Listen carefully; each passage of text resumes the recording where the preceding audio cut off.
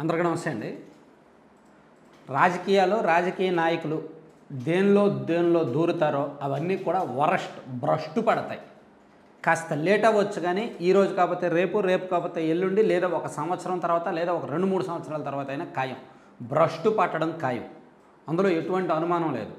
అందులోకి మన వైసీపీ లాంటి పార్టీ, వైసీపీలో ఉన్న కొంతమంది నాయకుల లాంటి వాళ్ళు దూరితే ఖచ్చితంగా లేని చోట కూడా కుల ప్రస్తావన తీసుకొస్తారు, లేని చోట కూడా అనవసరమైన విద్వేషాలు రెచ్చగొడతారు. ఎందుకంటే ఆ పార్టీ భావజాలంలో అవి ఖచ్చితంగా ఆ పార్టీ భావజాల మూలాల్లో ఇవన్నీ ఉంటాయి, కులాల లెక్కలు ఇవన్నీ. సరే, అదంతా పక్కన పెడితే ఆంధ్ర క్రికెట్ అసోసియేషన్ అధ్యక్షుడు ఎవరు? మన విజయసాయిరెడ్డి గారి బంధువు. సో ఆంధ్ర క్రికెట్ అసోసియేషన్లో మన రాజకీయ పెద్దల ప్రమేయం ప్రత్యక్షంగానే ఉంది, ఇండైరెక్ట్గా అని చెప్పుకోకర్లా, ప్రత్యక్షంగా నేరుగా ఉంది. ఆంధ్ర క్రికెట్ అసోసియేషన్లో పెత్తనం ఉంది. యాక్చువల్లీ ఆంధ్ర క్రికెట్ అసోసియేషన్లో ఎన్నో దశాబ్దాల కాలం నుంచి రాజకీయాల పెత్తనం ఉంది. అంతెందుకు మన బీసీసీఐలోనే పెత్తనం ఉంది. జైషా, అమిత్ షా కొడుకు జైషా. సో రాజకీయాల పెత్తనం క్రికెట్లో ఉంది. కానీ ఇది క్రికెటర్లకు అడ్డంకి కాకూడదు, క్రికెటర్ల ప్రతిభను తొక్కేలా ఉండకూడదు, క్రికెటర్ల మధ్య విద్వేషాలు రెచ్చగొట్టేలా ఉండకూడదు, టీం ఆడడానికి అడ్డంకి కాకూడదు, వాళ్ళ కాన్సన్ట్రేషన్ని, వాళ్ళ టాలెంట్ని దెబ్బతీసేలా ఉండకూడదు. కానీ దరిద్రం కొద్దీ మన ఆంధ్రప్రదేశ్ రాజకీయాలు ఎంత దరిద్రంగా ఉన్నాయో, మన ఆంధ్రప్రదేశ్ కుల భోగోతాలు, కుల పట్ల రాజకీయాలు ఎంత దరిద్రంగా వరస్ట్గా ఉన్నాయో, ఇప్పుడు ఆంధ్ర క్రికెట్ అసోసియేషన్ కూడా అలాగే తయారైంది. దానికి నిదర్శనం ఏమిటయ్యా అంటే తాజాగా హనుమ విహారీ, మీ అందరికీ తెలిసే ఉంటుంది, అంతర్జాతీయ టెస్టులు కూడా ఆడాడు, అంతర్జాతీయ క్రికెట్ కూడా ఆడాడు ఆయన ఆంధ్రప్రదేశ్లో అత్యుత్తమ క్రికెటర్లో ఆయన కూడా ఒకడు. సో హనుమ విహారీ భవిష్యత్తులో ఇంకా ఆంధ్ర క్రికెట్ జట్టుకు ఆడబోనని వెల్లడించాడు. క్రికెట్లో ఏపీ రాజకీయ నేత జోక్యం ఉందని మనస్తాపం వ్యక్తం చేస్తూ ఇన్స్టాలో విహారీ ఒక పోస్ట్ చేశాడు. ఆత్మాభిమానం దెబ్బతిన్న చోట ఉండలేనని తెలిపాడు. ఆంధ్రప్రదేశ్ రాజకీయ నేత జోక్యం క్రికెట్లో ఉందంట. ఇంకెవరు ఆ రాజకీయ నేత? విజయసాయిరెడ్డి గారు. ఎందుకంటే వాళ్ళే కదా ఇప్పుడు ఆంధ్ర క్రికెట్ అసోసియేషన్ ప్రెసిడెంట్, వాళ్ళ అల్లుడే కదా.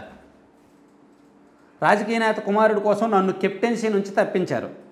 రంజీ మ్యాచ్ సందర్భంగా 17వ ఆటగాడిపై ఆటపరంగా అరిచాను. అతను నాపై రాజకీయ నేత అయిన తన తండ్రికి చెప్పాడు. ఆయన నాపై చర్యల కోసం ఏసీఏపై ఒత్తిడి చేశాడు. ఆ ఒత్తిడితోనే నన్ను కెప్టెన్సీ నుంచి తప్పించారు. వ్యక్తిగతంగా నేను ఎవరిని ఏమీ అనలేదు అని పేర్కొన్నాడు. క్రికెట్లో ఆట ఆడుతున్నప్పుడు కెప్టెన్ అనేవాడి మీద ఒత్తిడి ఉంటుంది. ఆ ఒత్తిడి ఉన్నప్పుడు ఫీల్డింగ్ సరిగ్గా చేయకపోయినా, బౌలింగ్ బ్యాటింగ్లో తోటి ఆటగాళ్ళు ఎవరైనా సరిగ్గా ఆడకపోయినా ఆ గ్రౌండ్లో ఆ క్షణంలో ఆ నిమిషంలో కొన్ని మాటలు వస్తాయి. అరుచుకుంటారు, కేకలేస్తారు, క్లాస్ పీకుతారు, కౌన్సిలింగ్ ఇస్తారు, సూచనలు సలహాలు చాలా ఇస్తుంటారు. అవి ఆ గ్రౌండ్ నుంచి బయటకు వచ్చాక వదిలేయాలి. ఆటగాడిలో ఉన్న ప్రధాన లక్షణం అది. ఆ గ్రౌండ్లో ఉన్న తర్వాత బయటకు వచ్చిన తర్వాత అవి పూర్తిగా వదిలేయాలి. కానీ అవి పట్టుకొని నాకు రాజకీయంగా పట్టుంది, మా నాన్న ఏసీఏలో కీలకం, లేదా మా నాన్న పెద్ద రాజకీయ నాయకుడు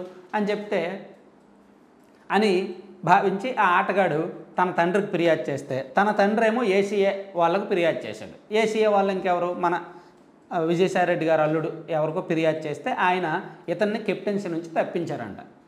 సో మీరేంటి నన్ను తప్పించేది, నేనే మీ టీంకి అసలు నేను ఆడను.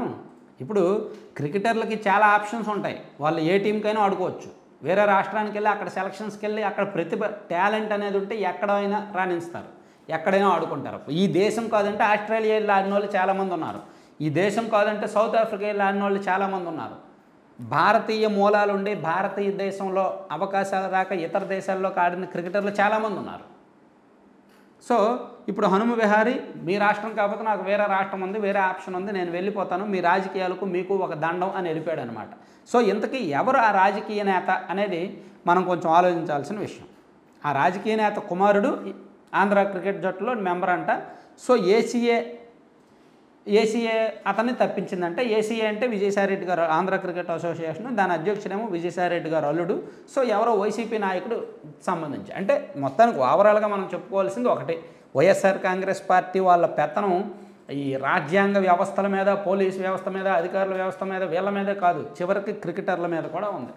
క్రికెట్ జట్టు మీద కూడా ఉందన్నమాట. క్రికెట్ జట్టులో కూడా రాజకీయాలు ఉన్నాయని దీని అర్థం.